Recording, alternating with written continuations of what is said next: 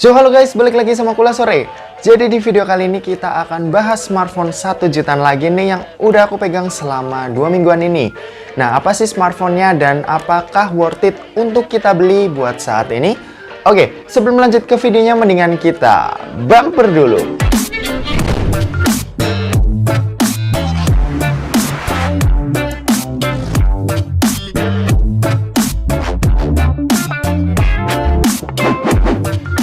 Oke, seperti yang udah kalian lihat di thumbnail atau judul video ini, kalau smartphone yang akan kita bahas kali ini adalah Infinix Note 7 Lite. Kalau boleh jujur, salah satu alasan utama aku ngelirik smartphone yang satu ini karena desainnya yang bisa dibilang cukup keren untuk di kelasnya. Terutama di setup kamera belakangnya yang udah kekinian banget tanpa adanya fingerprint scanner yang udah cukup baik diletakkan di samping oleh Infinix. Finishing glossy-nya juga menurutku cukup keren, tapi sayangnya kotoran di tangan cepet banget nempel nih, dan kadang suka risih dengan adanya kotoran-kotoran yang suka banget nempel di bodi smartphone ini. Untungnya Infinix udah menyediakan case bawaan di paket pembeliannya, jadi kita nggak perlu repot-repot buat cari case yang mungkin agak susah ya untuk smartphone yang satu ini. Kalau kita balik ke bagian depan, punch hole-nya ini menggoda banget loh.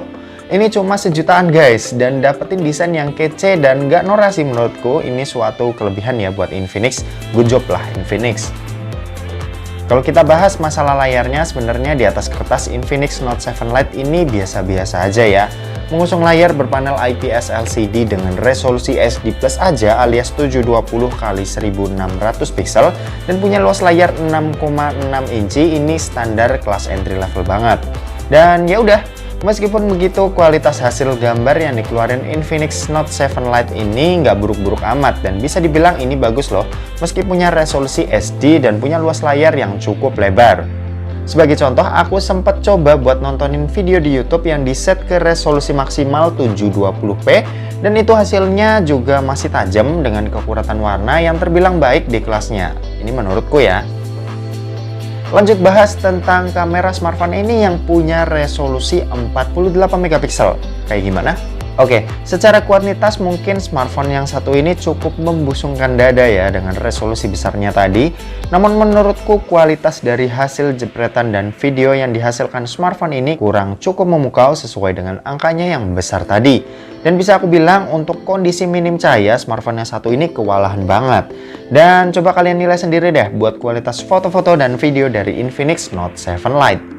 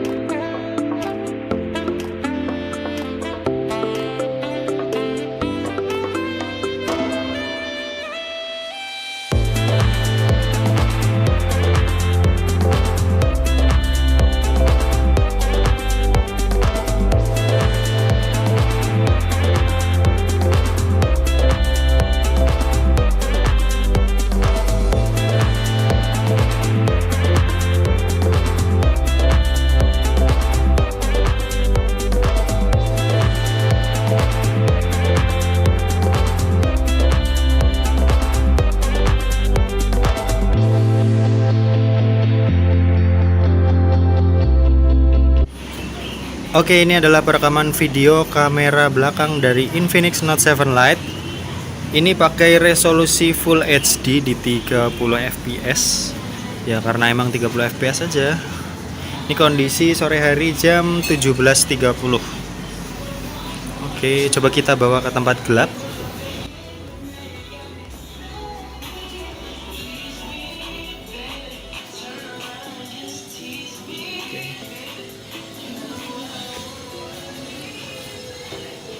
Oke, kayak gini ya. Kalian juga nilai buat kualitas audio dan videonya. Oke, kalau tadi untuk kamera belakangnya kan kayak gitu. Sekarang kita bahas untuk kamera depannya yang punya resolusi 8 megapiksel ini kayak gimana. Sebenarnya kamera depannya ini juga udah cukup baik ya, tapi sama aja kayak kamera belakangnya tadi yang bener-bener susah buat dapetin foto bagus saat kondisi minim cahaya. Dan kerja dari smartphone ini juga cukup berat banget karena nggak adanya fitur yang bisa bikin gambar terlihat dengan cukup baik saat kondisi gelap kayak gini. Coba kalian nilai sendiri deh.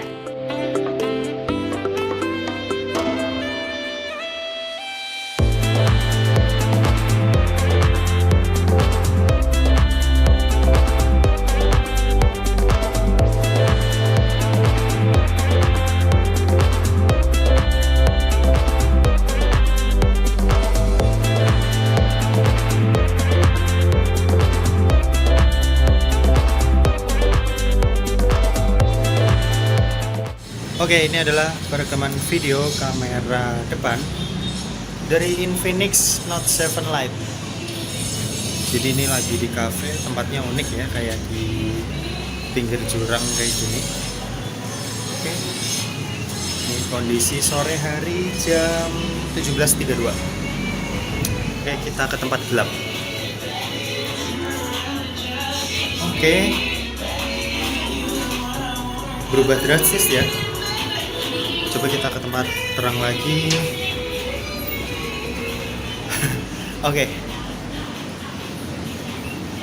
Bagus kalau di tempat terang, tapi enggak kalau di tempat gelap. Oke, balik ke studio. Next kita bahas masalah performa. Kayaknya 80% orang yang beli HP ini nggak dipakai buat main game deh. Kayaknya kalian juga udah tahu kalau smartphone ini bukan smartphone buat ngegame alias smartphone yang ditujukan buat orang yang mau eksis saja. Dibekali dengan chipset MediaTek Helio P22 dengan dukungan kartu grafis PowerVR GE8320, sebenarnya bisa sih untuk main game, namun rasanya chipset yang satu ini terlalu berat ya buat ngangkat performa smartphone ini supaya bisa mainin game seperti PUBG Mobile. Di video sebelumnya aku juga udah sempat mainin 3 game berat seperti Mobile Legends, PES 2020, dan terakhir PUBG Mobile. Untuk Mobile Legends sendiri, smartphone yang satu ini mampu berjalan dengan cukup baik tanpa adanya frame drop dan dapetin grafik high dengan high frame rate mode on. Untuk PES 2020 aku pakai di settingan defaultnya yaitu normal dan cukup lancar. Dan hanya beberapa kali patah-patah yang nggak mengganggu sih.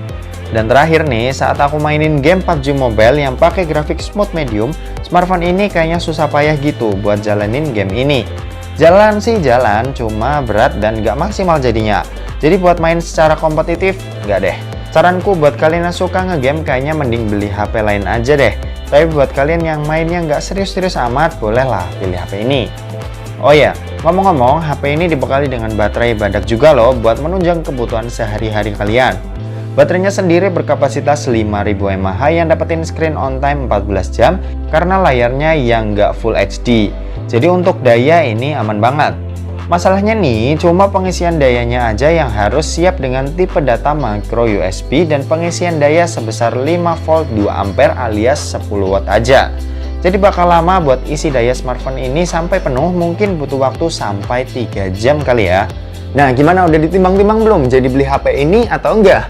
Oke, terima kasih yang udah nonton video ini. Jangan lupa like, komen, dan share ke teman-teman kalian supaya teman-teman kalian juga mendapatkan informasi yang bermanfaat dari kuliah sore. Oke, terima kasih yang udah nonton video ini sampai habis dan sampai jumpa di kuliah selanjutnya.